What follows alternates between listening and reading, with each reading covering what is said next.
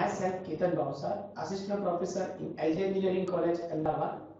In this session, we discuss about embedded system, and in particular topic we are considering in this section. It's a classification of processor interrupt service mechanism for context switching angle. From chapter number 3 about device driver and interrupt service mechanism. So now we go ahead and we discuss in depth. So first of all, we are very familiar with the word 8051, right? Because in previous or we can say that before few years we already heard this name 8051. 8051 is the first microcontroller which is very popular in that days.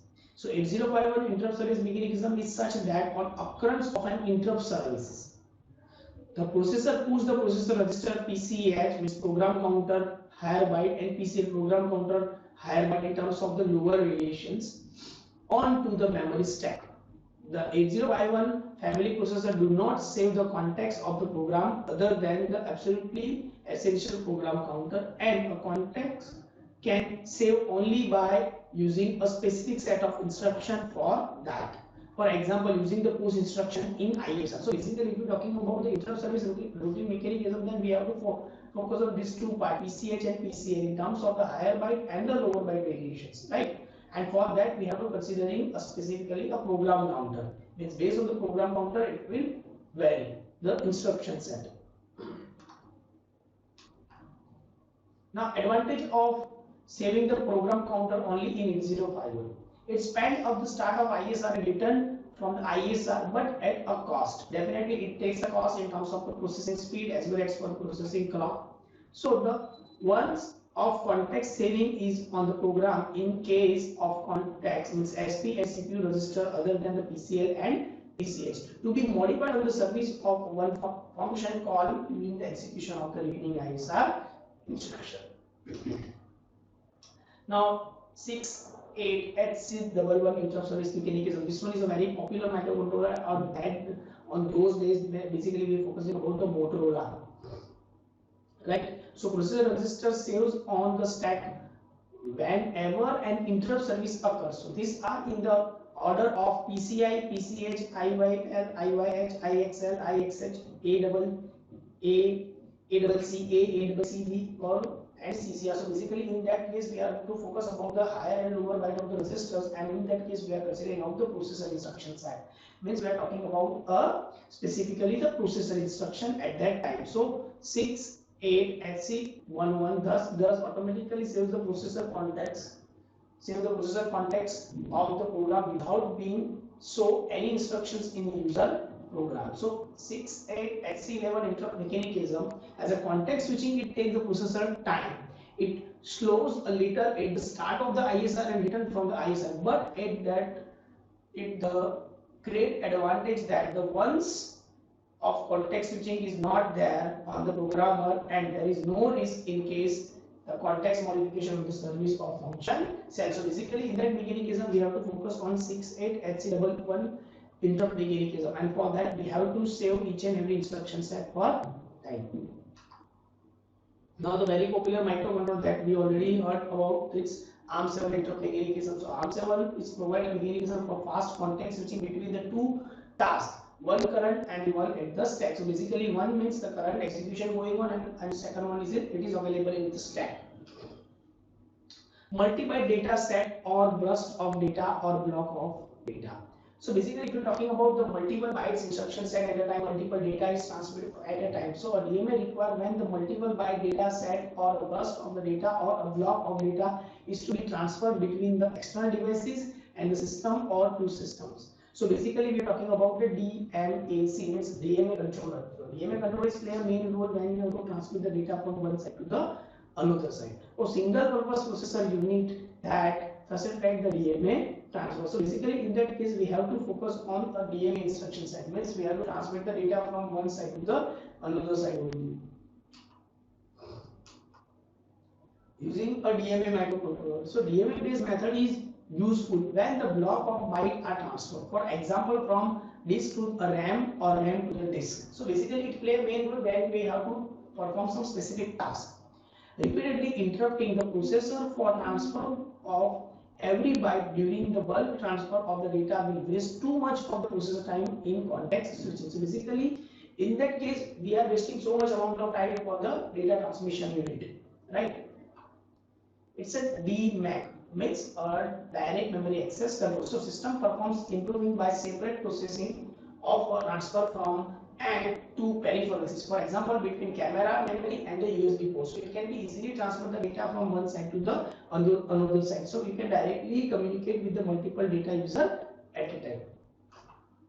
So as you can see in this particular example, you can see the RAM is over here, processor is over here, DMA and the port it want to communicate, and here is a device to send or receive from the RAM. So basically you can see the processor is over here and the memory is also connected over here. So basically what direct memory controller, what exactly did, the main work of direct memory access means what, it directly communicate with the RAM to the port. So if the processor is busy for executing the some specific task, so at that time your task will be carry forwarded or it will not wasted by the DMA control. It will directly send to the DMA, and DMA is according to that it will send a data to the RAM, or it can be start the handshaking between RAM and address of the port. So it can be directly communicate or handshake with a process control block if a processor is busy for executing some specific task.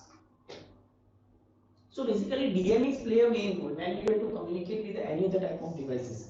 Direct memory access is play a main role whenever you want to communicate the data from source to destination or destination to source. It plays a main role when you want to communicate with the processor. So processor is in the center part, RAM, and basically DMA it is another part. So basically you can see the processor it is in center position, and the RAM and DMA controller it is in one, or we can say that one or second position. So it can be directly communicated, as you can see. So there is no need to use additional memory concept or additional data acquisition system. DMA hold request. After the ISR initiated and programmed the DMA sent the hold request to the CPU.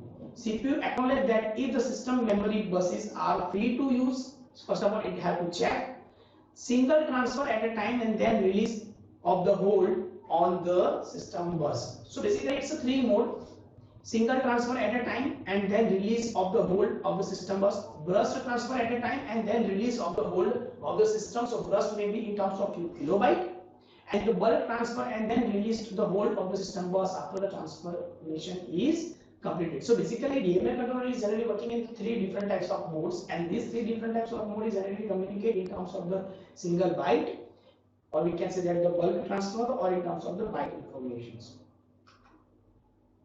Now DMA processor without the CPU interfacing. If we are talking about the DMA without CPU interfacing, then how it is possible? Expect one at the start of DMA program and initiate it, and second at the end.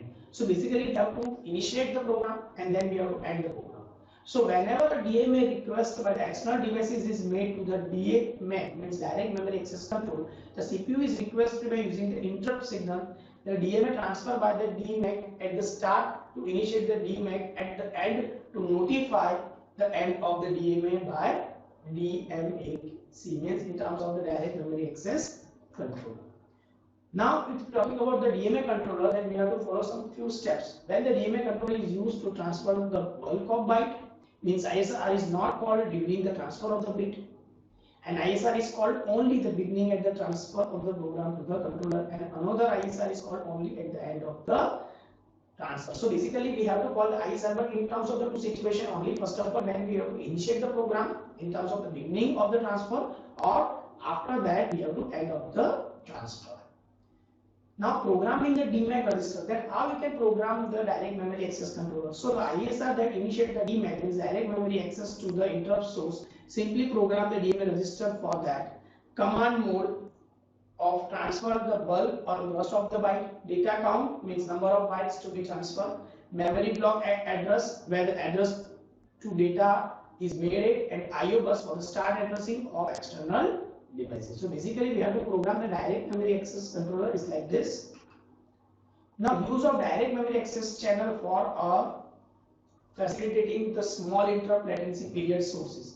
The small latency period can be set when using the DMA channel when the multiple interrupt for the IO source exist. The ISR run period from start to end can now be very small, only in terms of the short code for programming DMAC.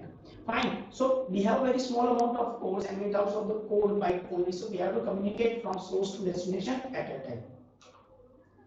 Multiple channel DMAC means provide the DMA actions from a system memory and the two IO devices. Separate set of the register for programming each channel and separate the interrupt signals in case of the multi-channel DMAC. So we have to separate the address in terms of the communication point of view, right? Because without the address we cannot start communicating. So if we have a multiple number of channels, then we have to separate in terms of the multiple channel DMAC, and rather than we have to directly facilitate it, or we can say directly we can communicate with a single channel.